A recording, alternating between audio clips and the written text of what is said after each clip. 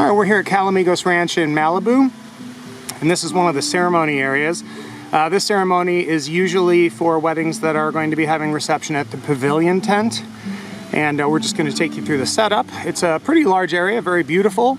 Guests will all arrive from right back there, and that's where the processional will occur as well. Today our DJ station is over in the corner. There's a couple spots. I've seen the DJ anywhere over here. I've seen them in the back here.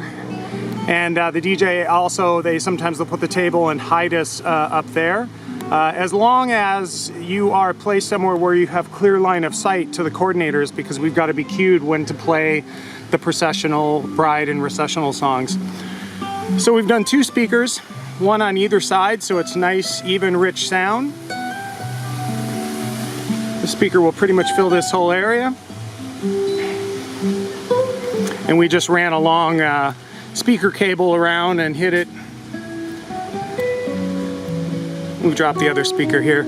Oftentimes we do speaker stands, but because of this ledge, it's not as obvious and not as much of an eyesore. So in a lot of scenarios we will put them up on stands, but they're more discreet this way, and setting them as a wedge bounces the sound up and fills the entire area.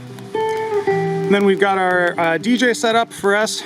It's always standard to have at least 2 wireless mics, lav and handhelds with backups, and we've got a multi-channel mixer, a controller, and we're spinning live for the ceremony, but we always bring an iPod as a backup just in case anything were to go down.